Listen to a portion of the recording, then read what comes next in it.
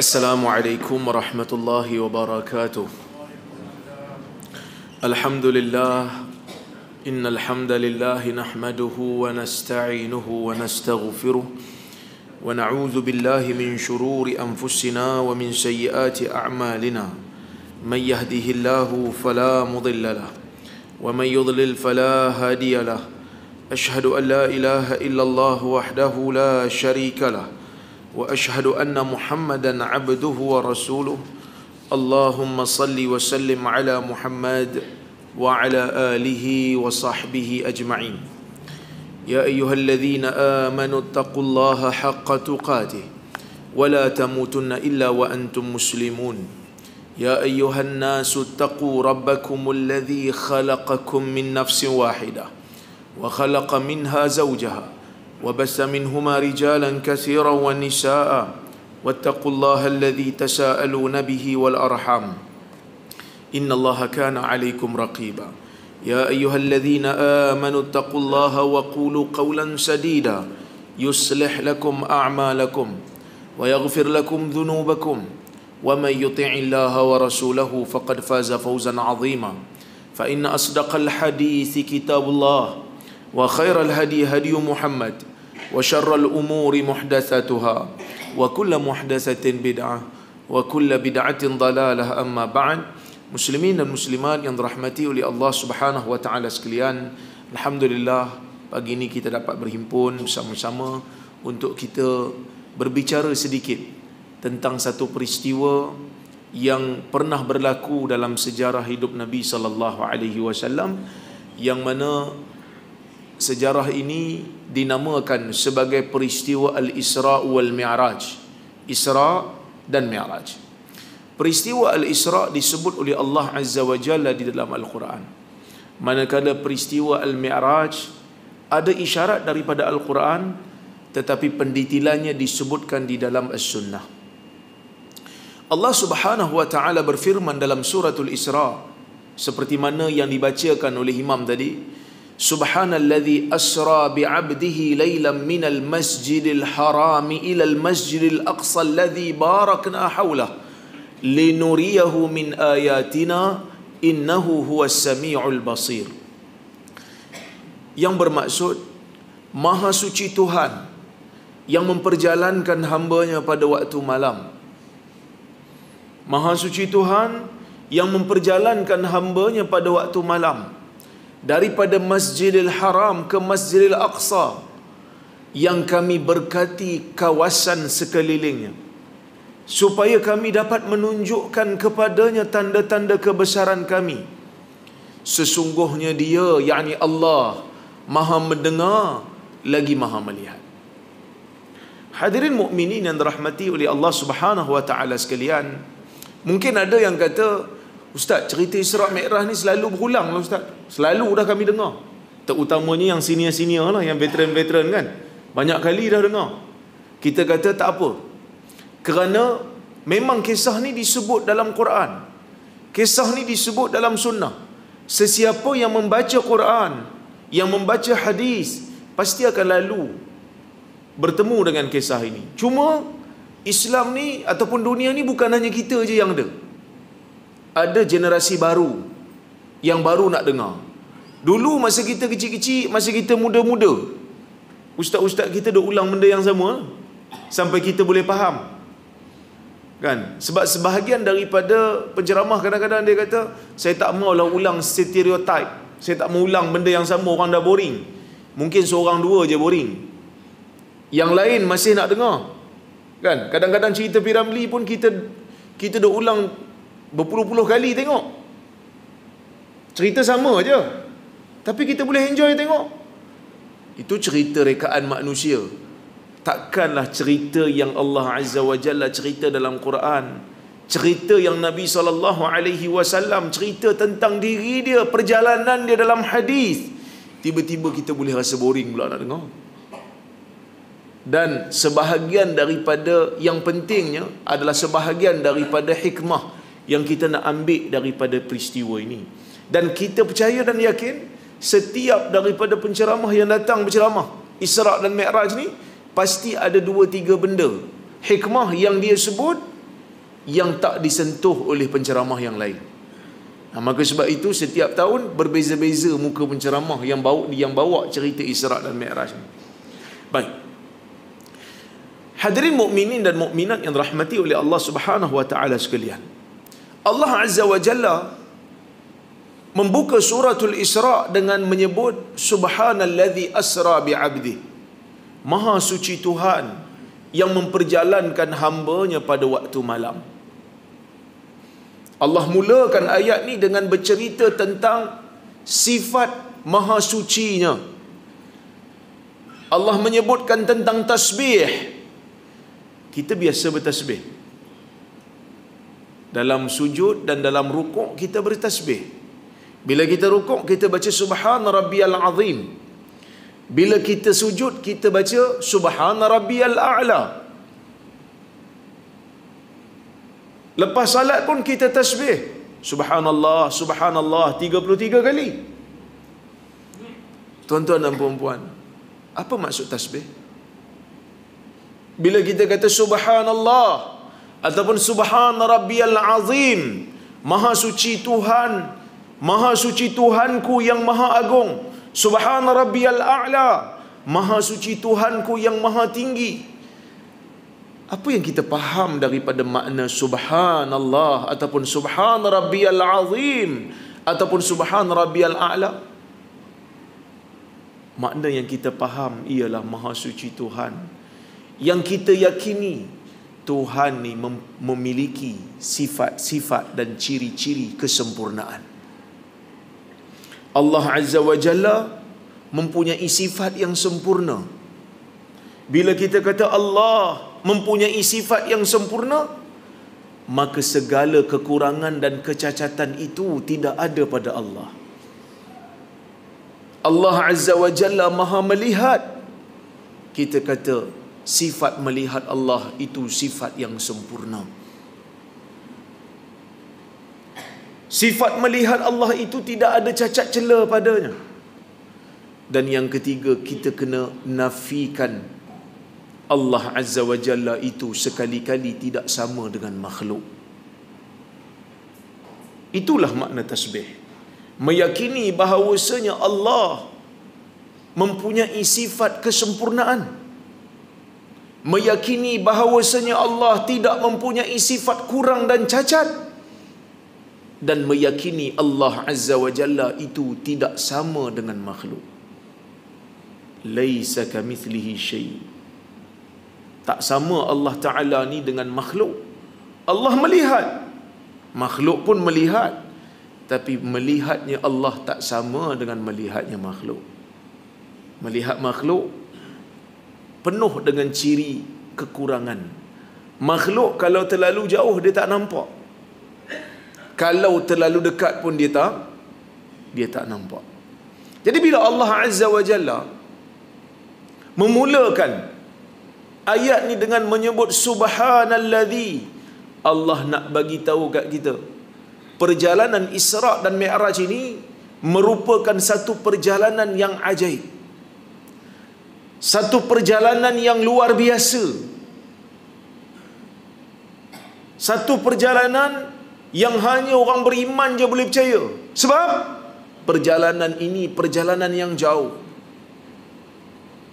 Nabi SAW digerakkan daripada Mekah, daripada Masjidil Haram pergi ke Masjidil Aqsa.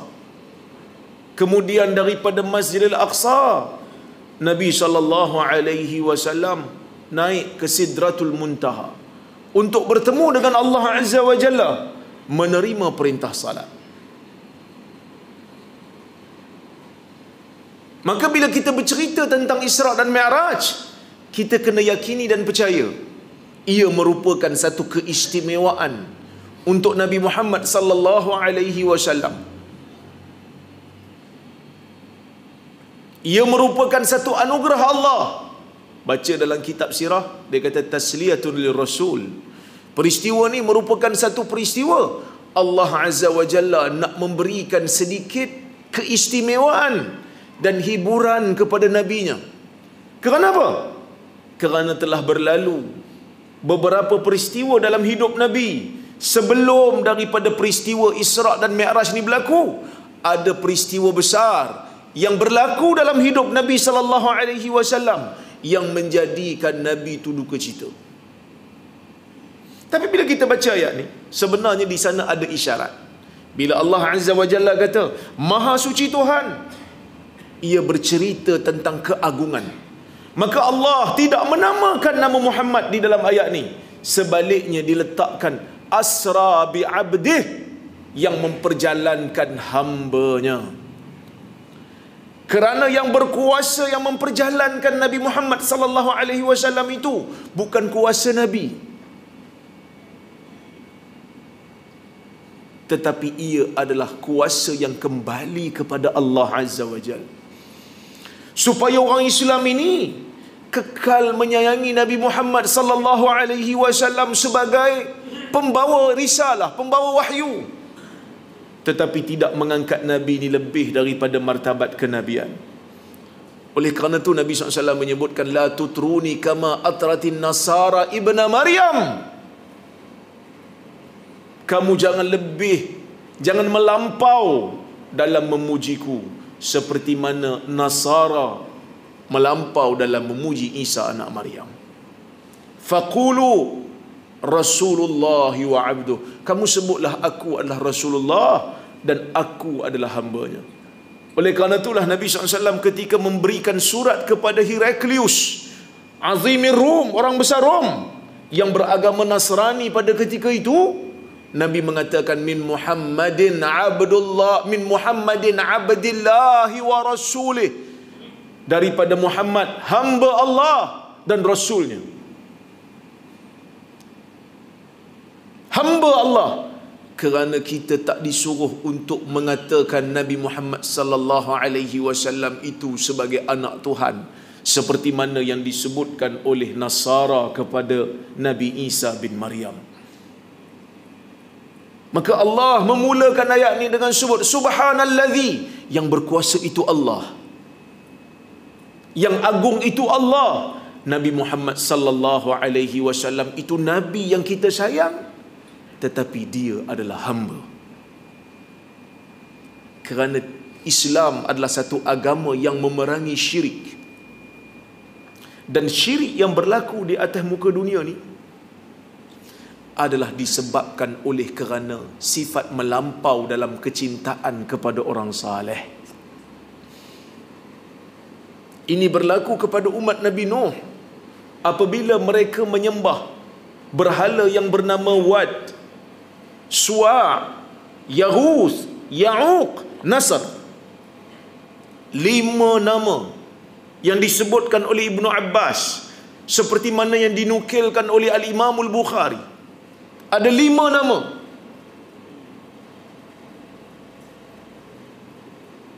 Lima nama ni kata Ibnu Abbas, asal mereka ini adalah orang-orang saleh. Bila mati, masyarakat jadi tak semangat, rasa macam Tok Syekh dah tak ada. Maka ada yang memberi cadangan supaya dibina patung-patung mewakili syekh-syekh ni, mewakili orang-orang saleh ni. Pada permulaan dibuat patung bukan untuk disembah, hanya sekadar nak memperingati. Tapi lama kelamaan, apabila generasi bertukar, kejahilan berleluasa, akhirnya patung-patung yang dianggap sebagai tugu peringatan akhirnya disembah. Maka syirik berlaku disebabkan oleh kerana apa? Kecintaan yang melampau. Maka sebab tu Nabi pesan, kecintaan kepada Nabi SAW itu dituntut. Bahkan cinta kepada Nabi itu merupakan tuntutan iman. Sehingga Nabi SAW menyebutkan, la yu'minu ahadukum hatta akuna ahabba ilaihi min walidihi wa waladihi wan nasi ajma'in. Tidak sempurna iman salah seorang daripada kamu sehingga aku, yakni Nabi, menjadi orang yang paling dia cinta di kalangan manusia lain, berbanding manusia yang lain. Min walidihi, walaupun cinta itu terpaksa melebihi cinta dia kepada ayah ibunya, wa waladihi, anak-anaknya, wan nasi ajma'in, dan manusia keseluruhannya. Seorang Muslim mesti paksa diri dia cinta kepada Nabi SAW. Tak boleh seseorang berkata saya Muslim, tapi dekat Nabi Muhammad ni saya tak apa suka sangatlah, saya benci. Tak boleh. Dia mesti paksa diri dia untuk cinta kepada Nabi SAW. Demikian yang disebut oleh Nabi SAW kepada Umar. Bahkan Ibnu Hajar mengatakan, pak cinta kepada Nabi ni mesti dipaksa. Seperti mana orang yang sakit dipaksa untuk suka kepada ubatnya, walaupun ubat tu tak sedap. Kan orang darah tinggi, tiap hari makan ubat darah tinggi. Orang kencing manis, tiap hari makan ubat kencing manis. Kalau kita tanya orang kencing manis, sedap ke ubat tu? Kan? Pakcik-pakcik yang kena kencing manis, sedap ubat kencing manis? Mana sedap ubat kencing manis? Kan? Sebab tu kita tak punya. Main telan aja. Tapi sayang tak? Oi sayang, nak pergi musafir, cari ubat dulu. Mana ubat aku entah? Kan? Cari ubat dulu sebelum cari baju. Kerana dia tahu kalau dia tak makan ubat tu bahaya pada kesihatan dia. Begitulah kita kena paksa diri kita untuk menyayangi Nabi SAW. Kerana menyayangi Nabi itu bukan hanya menyelamatkan diri kita di dunia, tetapi menyelamatkan diri kita di akhirat. Hadirin mukminin dan mukminat yang dirahmati oleh Allah Subhanahu wa taala sekalian. Peristiwa ni peristiwa besar. Allah mulakan dengan menyebut subhanalladzi, maha suci Tuhan. Saya baca ayat ni masa zaman kecil-kecil dulu, kita baca macam biasalah. Tapi bila dah sampai kepada peringkat faham sikit bahasa Arab, belajar sikit usul tafsir, kita faham ayat Al-Quran ini, di antara ayat dengan ayat ada keserasian yang dipanggil sebagai al-munasabah bainal ayat, kesinambungan, keserasian antara ayat dengan ayat. Surah Fatihah yang kita baca dalam solat tu pun sangat-sangat seimbang susunan ayat. Nanti tuan-tuan balik, tuan-tuan boleh cari YouTube saya, bahas tentang makna surah Fatihah. Dulu saya pernah kuliah dekat Masjid Alwi. Saya bahas tentang makna surah Fatihah. Tuan-tuan akan nampak para ulama bila membahaskan satu-satu ayat surah Fatihah ni sangat-sangat seimbang, sangat-sangat selari. Kenapa ayat ni lepas ayat ni? Kenapa ayat ni sebelum ayat ni? Ada pasal, ada sebab. Kerana Allah Azza wa Jalla itu hakim. Allah Ta'ala itu maha bijaksana. Kerana Quran ni kalam Allah. Kalam Allah Ta'ala ni segenap pelusuk dia, segenap susunan dia ada sebab dan ada pasal dan ada hikmah. Cuma ayat ni bila Allah Ta'ala kata permulaan dia, Maha suci Tuhan yang memperjalankan hamba-Nya pada waktu malam daripada Masjidil Haram pergi ke Masjidil Aqsa yang kami berkati sekelilingnya untuk kami tunjukkan kepadanya tanda-tanda kebesaran kami. Allah bercerita tentang kebesaran zatnya. Allah bercerita tentang keagungan kuasanya. Biasanya penutup menyebutkan, biasanya lah, kalau ayat tu cerita tentang keagungan, kebesaran, biasanya ayat ni akan tutup dengan menyebutkan sifat keagungan Allah. Tapi ayat ni tutup dengan innahu huwas samiul basir. Sesungguhnya Allah Maha mendengar lagi Maha melihat. Saya bila baca, saya tertanya, kenapa ayat ni Allah Ta'ala tutup dengan sami' dan basir? Kenapa Allah menyebutkan tentang sifat mendengarnya dan sifat melihatnya? Saya mencari dan mencari dan mencari, dan apabila membaca buku-buku sirah, akhirnya saya dapat satu hikmah yang mungkin inilah sebabnya kenapa Allah Ta'ala tutup ayat ni dengan menyebut sifat mendengar dan melihat. Hadirin mukminin dan mukminat yang dirahmati oleh Allah Subhanahu wa taala sekalian. Sebelum berlaku Isra' dan Mi'raj, tuan-tuan, suara saya okey ke? Jelas ke? Sebab mikrofon ni dia macam ke bawah sikit. Kan? Okey Jelas lah? Baik. Sebelum berlaku Isra' dan Mi'raj, ada beberapa peristiwa yang berlaku dalam hidup Nabi, yang mana peristiwa itu peristiwa yang besar, ujian yang sangat dahsyat. Ujian itu sangat-sangat dahsyat. Apa di antaranya? Yang pertama, Khadijah bintu Khuwailid meninggal dunia. Apabila Khadijah dijemput oleh Allah Azza wa Jalla untuk meninggalkan dunia ni, maka Nabi SAW duka cita. Nabi sayang kat Khadijah.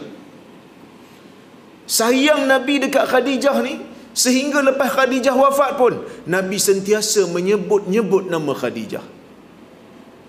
Sayangnya Nabi dekat Khadijah ni, apabila Khadijah wafat, bila Nabi SAW ada daging-daging, Nabi suruh para sahabat untuk berikan daging-daging ni kepada kawan-kawan Khadijah. Sayangnya Nabi dekat Khadijah ni, pada satu ketika Nabi sedang salat di rumah, datang Halah, saudara kandung Khadijah, datang ke rumah Nabi. Suara lebih kurang sama macam Khadijah. Nabi sangka Khadijah datang pula, sehingga perasaan ini menjadikan Aisyah cemburu. Aisyah kata, apa yang nak ingat lagi dengan orang tua Quraisy tu? Gigi pun dah tak ada. Maksud kalau dihidup dia dah tua dah, gigi pun dah tak ada dah. Allah, laqad abdalakallahu khairan minha, atau kama qala, Allah telah gantikan Khadijah tu dengan sesuatu yang lebih baik daripada Khadijah. Siapa dia? Aisyah lah. Aisyah kata, Allah dah ganti lebih baik Rasulullah, iaitu diri aku lah tu. Sebab Aisyah kan muda kan, Khadijah pun taklah tua sangat, tapi Aisyah ni muda lagi. Dan Aisyah ni anak dara, Khadijah ni janda kan. Apa Nabi kata? Allah tak pernah ganti yang lebih baik. Laqad amanat bi hina kafarani an-nas wa saddaqatni hina ma kadzdzabani an-nas wa wasatni bimaliha hina haramani an-nas wa razaqani Allahu minhal walad hina haramani auladan nisa. Disebut dalam hadis, Nabi SAW kata pada Aisyah, Allah tak pernah ganti dengan yang lebih baik daripada Khadijah, kerana dia telah beriman denganku ketika mana orang-orang lain kufur denganku. Orang lain tak percaya dengan Nabi SAW, Khadijah percaya.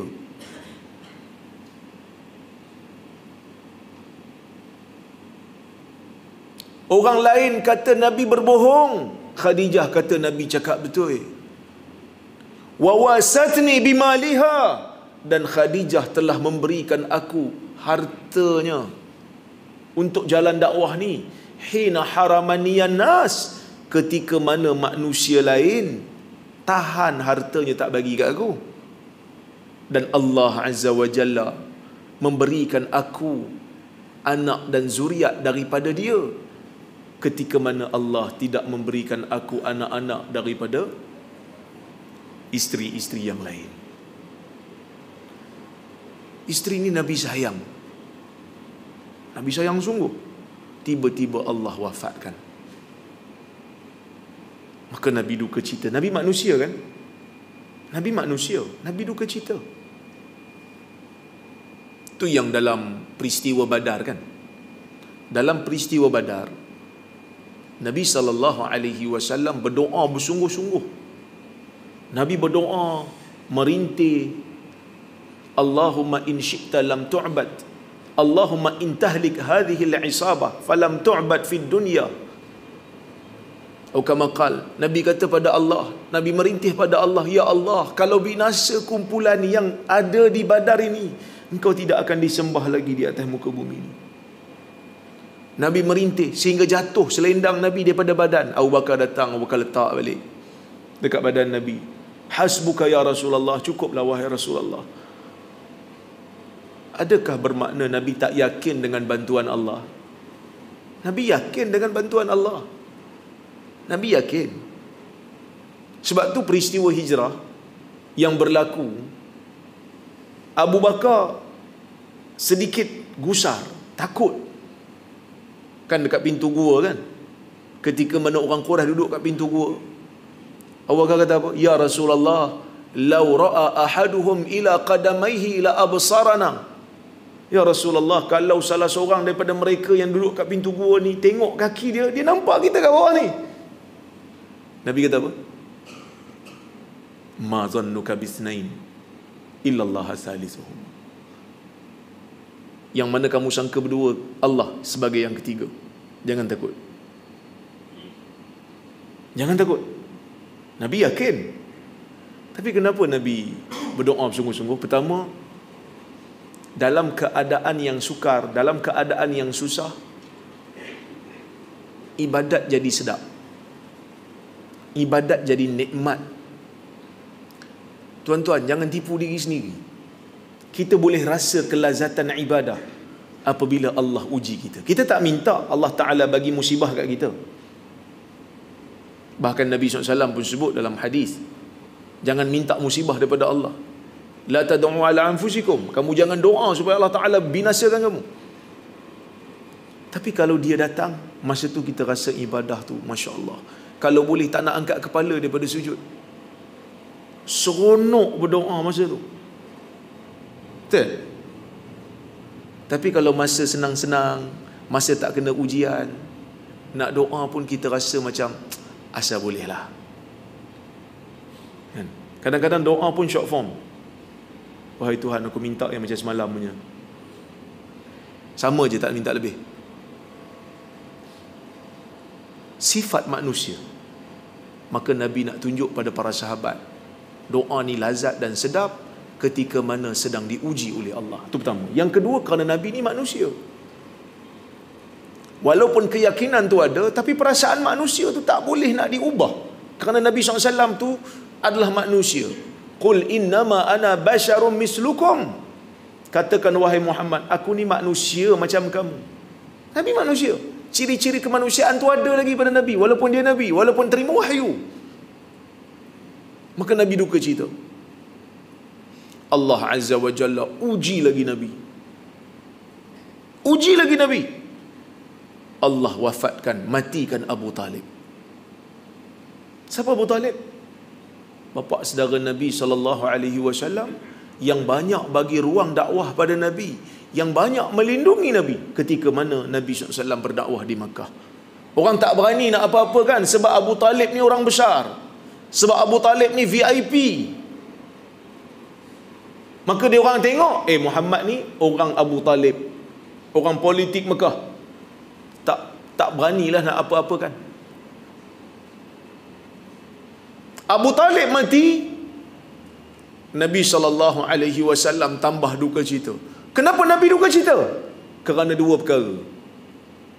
Yang pertama, kerana Abu Talib ni orang yang memberi ruang kepada dakwah Islam. Bila dia mati, orang yang pegang kuasa politik di Mekah ini adalah orang yang anti kepada Islam.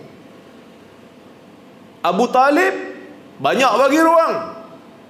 Lepas Abu Talib meninggal, tak ada dah ruang tu. Ruang tu ditutup. Ruang tu ditutup.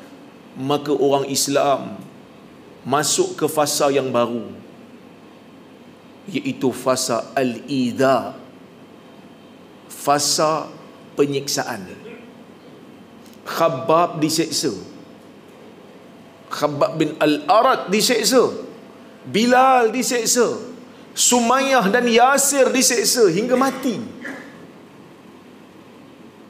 disebabkan pada ketika itu orang-orang Quraisy dah nampak dah pengikut Nabi Muhammad ni makin besar, makin ramai dan makin banyak. Maka mesti dihalang dan mesti disekat. Tak cukup dengan serangan fizikal, dia guna pula serangan mental. Diberikan gelaran yang pelbagai kepada Nabi Muhammad SAW untuk menjauhkan orang daripada mendengar kalam Nabi. Maka Nabi itu digelar sebagai tukang sihir. Jangan dengar. Kalau dengar, mesti terpengaruh. Kerana dia tu tukang sihir.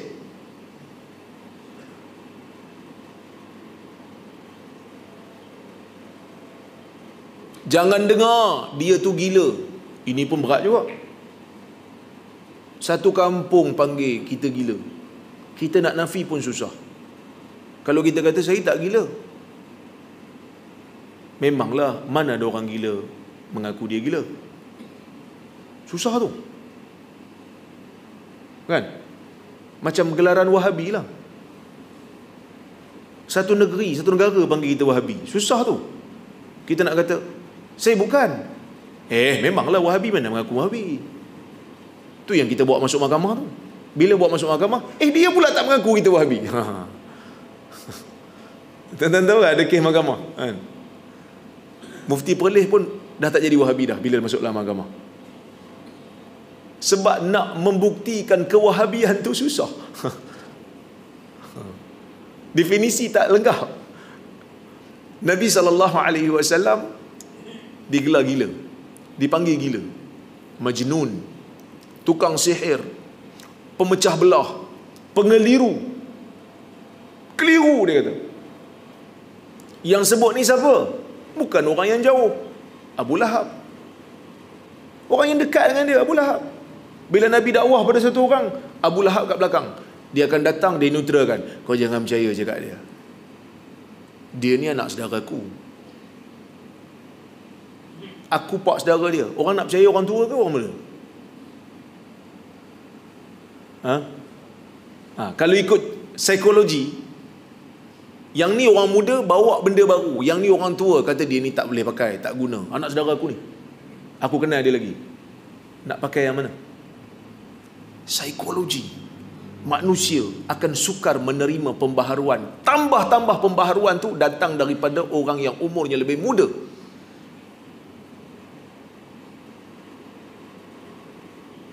Serangan fizikal dan mental berterusan. Dan yang kedua yang menjadikan Nabi duka cita dengan kewafatan ataupun kematian Abu Talib ni, ialah Abu Talib mati dalam keadaan tak menerima Islam.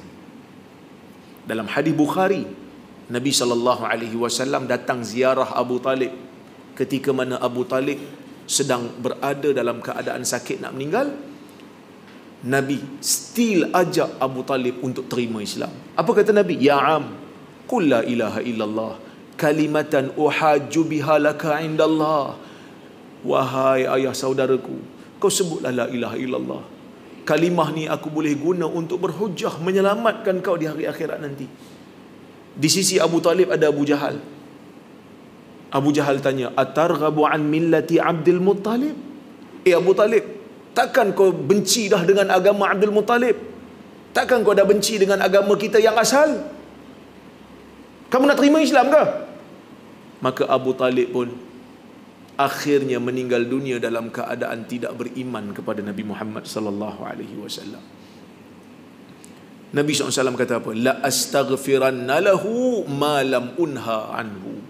Aku akan beristighfar untuk Abu Talib selagi mana aku tak dihalang. Sehingga Allah Ta'ala turunkan satu ayat daripada surah Taubah melarang Nabi SAW dan orang-orang yang beriman untuk beristighfar kepada orang-orang musyrikin. Tak boleh. Tapi Allah Azza wa Jalla memberikan keringanan azab kepada Abu Talib. Pakai selipar, pakai kasut, pakai sepatu daripada neraka, menggelegak otak dia. Itulah azab yang Allah Ta'ala kenakan kepada Abu Talib berdasarkan riwayat-riwayat hadis. Hadirin mukminin dan mukminat yang dirahmati Allah sekalian, itu peristiwa yang kedua. Peristiwa yang ketiga yang berlaku dalam kehidupan Nabi SAW sebelum berlakunya Isra' dan Mi'raj ni, ialah berlakunya al-hisar al-iqtisadi, berlakunya pemulauan ekonomi terhadap orang Islam. Dah guna dah, siksaan fizikal dah guna, serangan mental dah guna, tak jalan. Maka orang-orang Quraisy ni berpakat, kumpul sama mereka. Macam mana kita nak buat dengan Muhammad ni punya ajaran? Makin lama makin ramai pula orang ikut ni. Kita kata, dia orang kata, kita kena pulaukan dia dari sudut ekonomi. Kita jangan jual barang kat dia. Kalau dia berniaga, kita jangan beli barang kat dia. Maka Abu Jahal pada masa tu, yang merupakan orang besar di Mekah, dia kata apa? Ya ma'syarat tujjar ghalu fi ashabi Muhammad. Peniaga-peniaga, orang-orang berniaga, jual mahal kalau nak jual pada sahabat-sahabat Muhammad. Dan disebut di hujung perkataan dia kata, fa ana dhaminul lakum alla khasara alaikum. Aku beri jaminan pada kamu takkan rugi. Maksudnya kalau kamu nak berniaga kat Mekah ni, nak dapat permit, nak dapatkan tapak, jangan jual pada sahabat-sahabat Muhammad, jangan jual pada pengikut Muhammad. Pada masa tu orang Islam berada dalam keadaan yang sukar. Dikatakan dalam kitab sirah, sebahagian riwayat menyebutkan 3 tahun orang tak nak jual barang dekat Nabi dan para sahabat. Ibnu Sa'ad kata pada waktu ni waktu yang sukar, terlalu lapar, mereka terpaksa cari kulit-kulit kayu, daun-daun kayu makan kerana nak rapid perut. Sehingga Hakim bin Hizam, seorang sahabat yang pada masa tu masih lagi belum beriman. Hakim bin Hizam ni akhirnya masuk Islam, tapi masa tu dia masih belum beriman. Dia pun kesian, dia kata apa nak jadi ni, sampai tak nak jual barang ke orang ni. Dia pun dengan kekayaan yang dia ada, dia beli barang makan, dia letak di atas unta dia, dia tepuk unta dia masuk ke perkampungan orang-orang Islam pada waktu tu. Dapatlah orang Islam makan. Dan akhirnya perjanjian itu pun dibatalkan oleh Quraisy sendiri, kerana perjanjian itu adalah perjanjian yang zalim.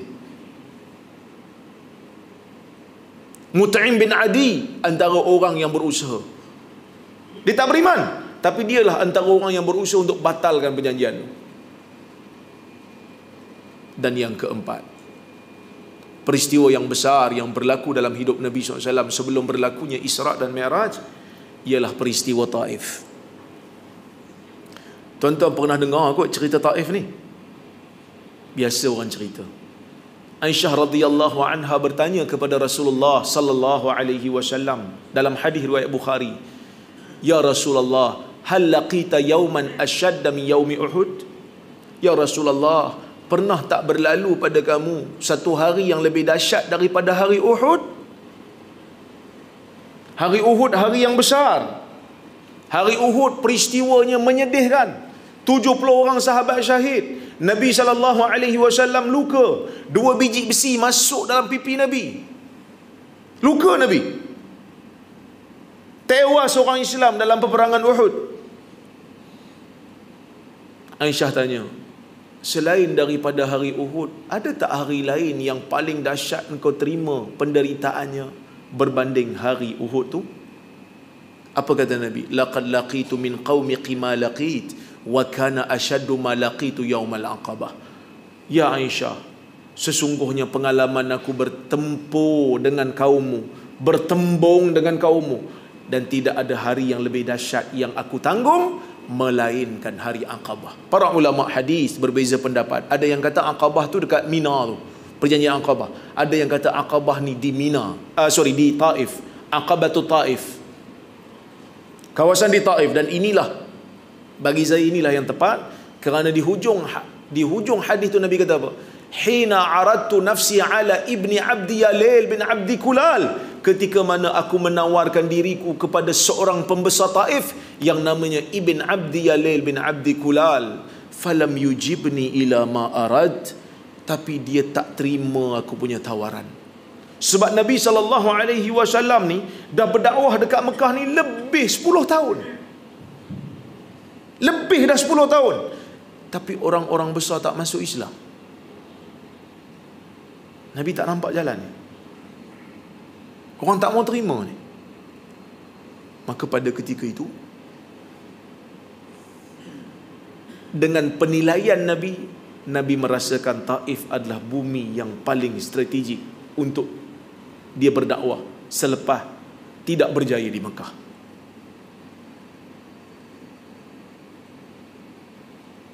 Nabi pergi Taif dengan Zaid. Nabi jumpa dengan Ibn Abdi Yalil tu. Nabi ajak dia masuk Islam. Nabi ajak masuk Islam, dia tak mau. Dia arahkan budak-budak baling batu kat Nabi. Nabi cedera, Nabi luka. Dan Nabi berdoa kepada Allah. Doa yang masyhur. Allahumma ilaika ashku da'fa quwwati wa qillata hilati wa hawani 'alan nas ya arhamar rahimin. Wahai Tuhan, kepada Engkau aku mengadu lemahnya kekuatanku.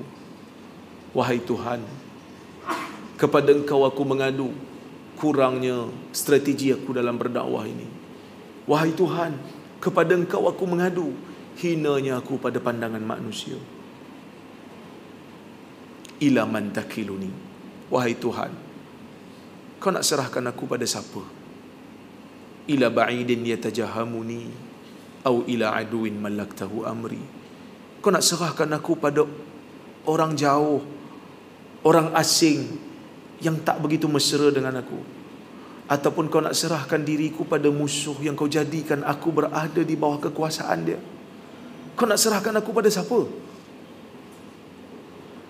Nabi merintih, Nabi berdoa, Nabi mengadu pada Allah, kerana Nabi tak nampak jalan lagi dah.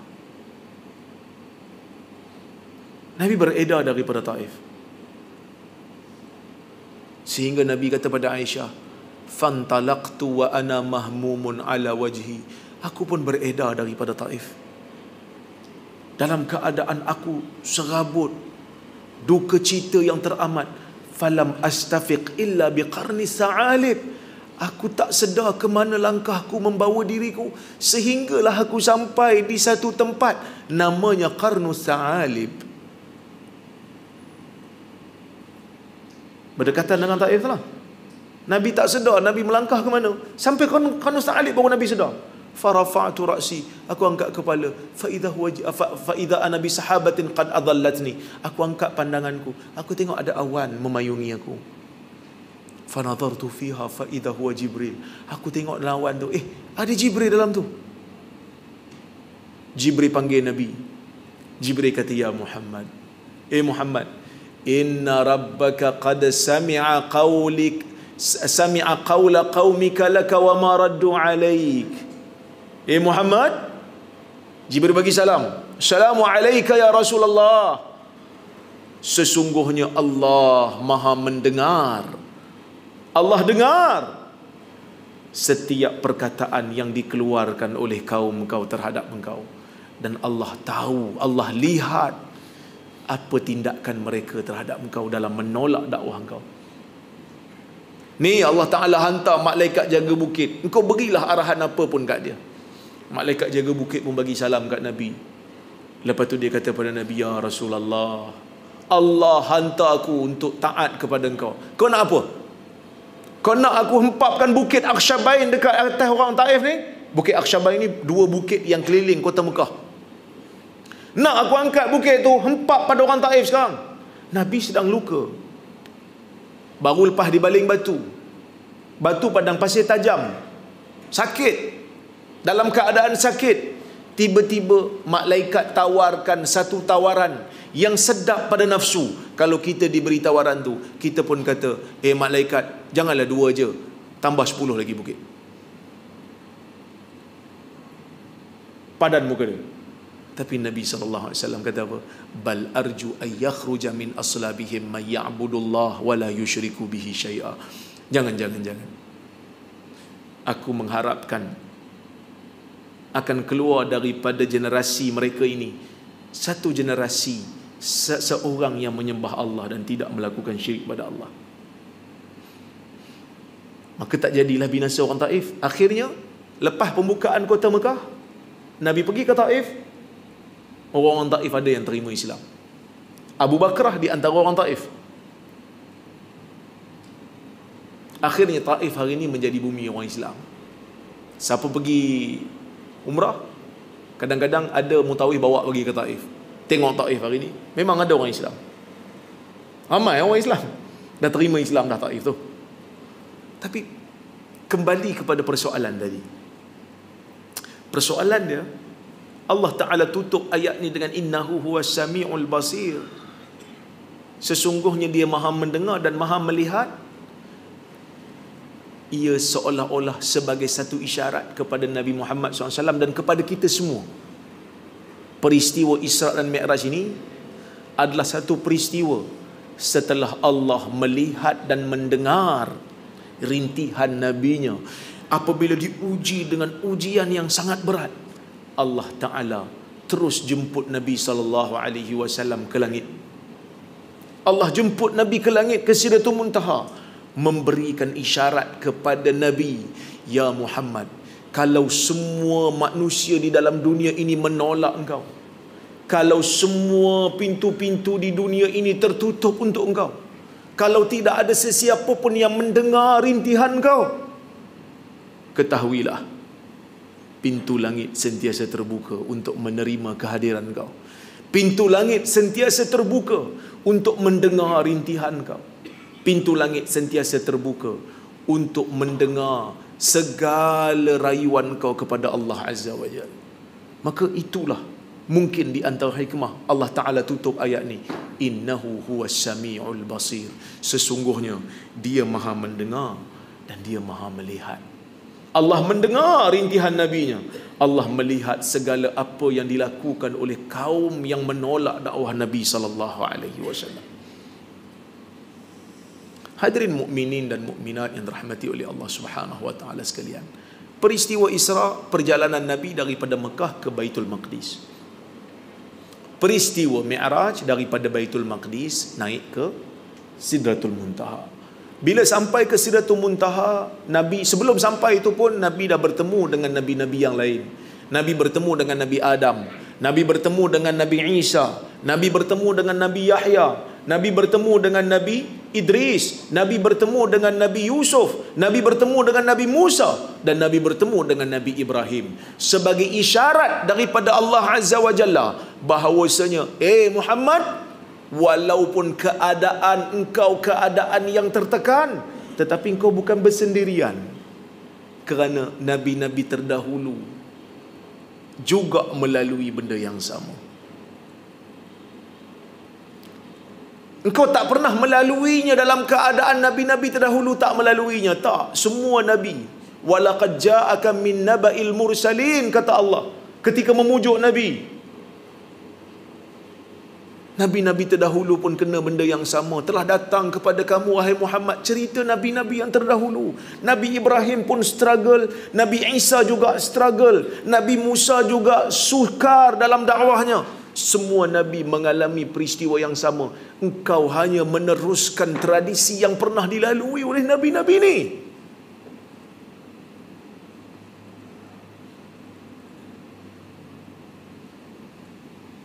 Maka Allah memberikan isyarat kepada Rasul, engkau tidak bersendirian wahai Muhammad. Jalan yang kau lalui ini telah pun dilalui oleh nabi-nabi sebelum kau. Dan nak beri isyarat, ajaran akidah nabi-nabi ini sama. Mungkin syariat berbeza, tetapi akidahnya sama. Akidah tauhid, mengesakan Allah Azza wa Jalla. Sampai ke Sidratul Muntaha, Allah Azza wa Jalla memberikan Nabi 50 waktu salat. 50 waktu salat pada peringkat awal. Nabi Muhammad SAW tak cakap banyak. Terima 50 waktu, dia turun jumpa Nabi Musa. Tuan-tuan, kalau 50 waktu, berapa kali kita kena salat dalam sejam? 2 kali. Kita satu hari 24 jam kan? Jadi 1 jam at least 2 kali ya. Kena ada waktu yang lebih pada 2 kali. Setengah jam salat. Jenuh juga kita Yang 5 waktu ni pun kadang-kadang kan, kadang-kadang rasa aku tak solat lagi ni, ya Allah, tak solat lagi rupanya, rasa beban juga kan. Kalau 50 waktu tu, setengah jam solat. Ni pun tak dan kuliah subuh, jom tuan-tuan kita solat, masuk waktu dah. Allah bagi 50. Jumpa Nabi Musa, dia kata apa? Ya Muhammad, pergi minta diskaun. Aku dah uji dah ke Bani Israel, pergi minta diskaun. Aku ada pengalaman dah lebih pada engkau. Pergi minta diskaun. Nabi SAW pergi minta. Akhirnya dapat 5 lah. Itu pun Nabi Musa suruh minta. Nabi kata aku malu nak minta lebih. Dapat 5. Tapi 5 tu pahalanya macam 50. Allah Ta'ala sebut 5 macam pahalanya macam 50. Kerana dalam hadis yang lain Nabi SAW pun dah sebut al-hasanatu bi'ashri amthaliha. Satu kebaikan itu gandaannya adalah 10. Ila 700 di'fin, ataupun ke 700, ila adha'afin kathirah, dan mungkin lebih lagi berdasarkan kepada kualiti ibadah. Nabi sebut. Maka sebab itu paling kurang gandaannya adalah 50. 5 waktu tu, satu waktu diganda 10 paling kurang. So dia akan jadi macam 50 lah. Kenapa Allah Ta'ala bagi 50 dulu?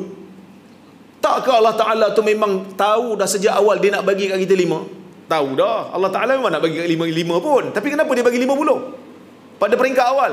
Nak bagi tahu kat kita ni. Nak bagi tahu kat kita ni. Kita minta berkali-kali pada Tuhan. Tuhan boleh bagi. Tuhan tak jemu. Tuhan boleh bagi. Dan peristiwa ni nak bagi tahu kat kita besarnya kedudukan salat, sehingga Nabi SAW dijemput oleh Allah ke atas untuk menerima fardu salat. Syariat yang lain Jibril bawa turun. Syariat salat Nabi naik ke atas. Ke atas tu ke atas mana ustaz? Wallahu a'lam. Allah lebih mengetahui. Tapi naik paling tinggi lah. Ketika mana Nabi SAW naik burak ni, Nabi sebut dalam hadis, dalam riwayat Muslim, Nabi kata apa? Yada'u hafirahu muntaha tarfih. Burak ni, bila Nabi naik, Nabi kata utitu bil burak, aku didatangi dengan satu haiwan yang namanya burak. Burak ni daripada perkataan barq, kilat, kerana laju. Wa huwa dabatun, dia satu binatang 4 kaki. Fauqal himar wa dunal baghal, atas daripada keldai saiz dia, bawah daripada, kecil sikit daripada bagal. Bagal ni kacuk kuda dengan keldai. Yada'u hafirahu muntaha tarfi, dia punya melangkah sejauh matanya memandang. Tu langkah dia, laju. Dia ada satu kisah, seorang ustaz masa belajar tidur, lepas tu nak pergi periksa, pergi hafal buta je kan? Jadi bila balik ambil periksa lulus tapi kat tempat belajar tidur je. Bila lulus orang panggil ustaz lah, sebab dah 7 tahun duduk negara Arab, tak balik-balik. Jadi orang kata 7 tahun, Masya Allah, mesti alim, padahal tidur je. Banyak repeat. Orang suruh dia mengajar. Dia pun mengajar. Ni cerita lah, tak tahu betul tak, ambil sebagai pengajaran. Dia pun mengajar. Tengok buku apa yang senang. Dia kata buku sirah, buku Jawi. Buku sirah ni senang sikit nak goreng kan. Jadi sampai bab Isra' Mi'raj, buku Jawi lama kan, kadang-kadang ada ejaan tak apa jelas. Dia pun tengok. Maka Nabi SAW pun menaiki satu tunggangan yang digelar alif tak nampak, Barakaf. Nabi pun naik beruk. Jemaah pun tengok, ustaz, lain macam ceramah ustaz ni. Tak pernah kami tengok, tak pernah kami dengar beruk terlibat dalam kisah ni. Kitab cakap, nak buat macam mana? Padahal burak. Dia tak nampak huruf alif tu. Burak. Nabi naik burak, laju sampai ke Baitul Maqdis. Nabi ikat burak tu. Bila Nabi ikat burak dekat masjid Baitul Maqdis, Nabi salat di sana. Lepas tu Nabi diberi pilihan oleh Jibril antara arak ataupun susu. Nabi pilih apa? Susu. Jibril kata laqad ikhtartal fitrah, engkau telah memilih fitrah. Sebab kalau Nabi pilih arak, ghawat ummatuk, kalau kau pilih arak, habis binasa umat engkau. Sebab arak kena jadi halal. Lepas ni Pak Imam pun minum arak, Ustaz pun minum arak. Sebaik Nabi pilih susu. Engkau memilih fitrah. Jadi Pak Imam pun minum susu je lah kan. Tak adalah minum arak. Lepas tu Nabi pun dimi'rajkan. Naik satu langit ke satu langit, satu langit ke satu langit, sehingga ke Sidratul Muntaha. Terima fardu solat dan turun. Antara hikmah kenapa Allah Subhanahu wa taala perjalankan Nabi ke Baitul Maqdis dulu? Bukankah daripada Mekah boleh naik ke langit? Mekah boleh naik juga. Tapi Nabi sampai ke Baitul Maqdis dulu.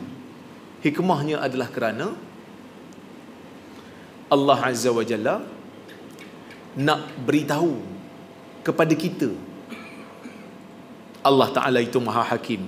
Bila Allah perjalankan ke Baitul Maqdis, ada sebab. Sebab yang pertama, nak bagi isyarat Baitul Maqdis merupakan tempat suci kita yang kita akan pertahan sehingga ke akhir zaman. Sehingga ke hari ini kita bercerita tentang Baitul Maqdis. Bahkan Syekh Ahmad Naufal, seorang pakar tafsir daripada Jordan, saya dengar kuliah dia masa tu, dia sebut surah Al-Isra' berada di tengah-tengah mushaf. Surah Al-Isra' berada di tengah-tengah mushaf sebagai satu isyarat daripada Allah. Seolah-olah Allah Ta'ala nak kata, inilah satu isu yang tidak pernah padam dalam sejarah umat Islam, yang berada di tengah-tengah perbincangan orang Islam sehingga ke hari ini. Dan kita doakan agar satu hari nanti Allah Ta'ala kembalikan Baitul Maqdis kepada kita. Itu pertama, hikmah pertama. Hikmah yang kedua, daripada Mekah boleh je naik ke Sidratul Muntaha? Boleh. Tak ada siapa kata tak boleh, kuasa Allah. Tapi kalau daripada Mekah naik ke Sidratul Muntaha, daripada Mekah naik ke langit, kalau Nabi SAW nak cerita kepada manusia di zaman tu, terutama manusia yang tak percaya dengan dia, siapa nak verify? Siapa nak sahkan yang benda tu betul? Sebab memang berlaku dalam hadis, disebutkan dalam hadis, pagi ketika mana Nabi SAW kembali daripada Isra' dan Mi'raj, Nabi termenung. Nabi menung, macam mana nak cerita kat orang ni? Dia orang mesti tak percaya. Dia orang mesti kata aku bohongnya. Abu Jahal tengok, Abu Jahal tanya, "Mabika ya Muhammad?" Engkau pasal apa Muhammad? Nabi pun cerita kat Abu Jahal. Abu Jahal kata, "Stop. Kalau aku panggil orang, kau nak cerita tak?" Nabi kata, "Okey." Dia pun panggil. Panggil semua. Dia panggil semua orang Arab Quraisy pada masa tu. Nak dengar cerita Muhammad? Jom kita dengar. Bila Nabi Muhammad SAW cerita apa yang berlaku pada malam Isra' dan Mi'raj, dia orang ketawa. Dia orang kata Nabi Muhammad ni lucu, bawa cerita dongeng, bawa cerita mitos, sehingga kan mereka cari Abu Bakar. Mana Abu Bakar? Mana Abu Bakar? Sebab Abu Bakar rapat dengan Nabi SAW. Mana Abu Bakar? Abu Bakar, kau percaya ke? Sambil ketawa, sambil memperlekehkan, sambil main-main. Kau percaya Abu Bakar? Kata Abu Bakar, "Innahu law qala dhalika faqad sadaq." Abu Bakar kata, kalau dia cakap macam tu maka dia betul. "Wa inni la usaddiquhu fi ab'ada min dhalik." Aku akan percaya cakap dia kalau dia cerita yang lebih dahsyat daripada ni, lebih jauh daripada ni pun aku percaya. Maka bermula daripada saat itulah Abu Bakar digelar As-Siddiq, orang yang membenarkan Nabi Muhammad sallallahu alaihi wasallam. Tiba-tiba datang satu cadangan. Muhammad, engkau kata kau pergi Baitul Maqdis kan? Sebelum naik ke langit? Ya. Ada di kalangan kita ni orang yang pernah sampai ke Baitul Maqdis. Kau cerita kau nampak apa dekat Baitul Maqdis kalau kau betul-betul pergi? Nabi tak ingat. Kerana Nabi ni kan lelaki. Sifat lelaki kan, dia bukan tengok terlalu detail. Lelaki kan, kalau kita lelaki pergi rumah kawan-kawan, kawan-kawan ajak makan tengah hari ke, minum petang ke, lelaki dia tengok tak cawan ni brand apa, pinggan brand apa, langsir warna apa. Lelaki tak tengok. Yang tengok perempuan. Sebab tu masa balik tu belum sampai rumah lagi, abang tengok, dia kata, tahun lepas kita datang cawan lain, tahun ni cawan lain. Kita bila nak tukar cawan? Itu orang perempuan. Tak salah. Memang orang perempuan sifat dia macam tu. Langsir dia tukar bang, oi, kita bila nak tukar langsir? Nampak? Beza lelaki dengan perempuan. Nabi SAW tak ingat. Allah Azza wa Jalla jelmakan kepada Nabi SAW Baitul Maqdis, sehingga Nabi boleh cerita sifat-sifat binaan yang ada di sana, sehingga orang yang pernah sampai kata, betul lah, memang betul dia pernah sampai.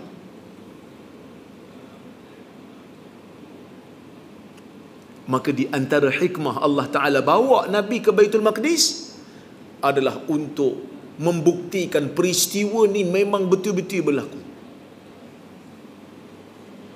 Jadi itulah sebuah sedikit yang boleh saya sampaikan.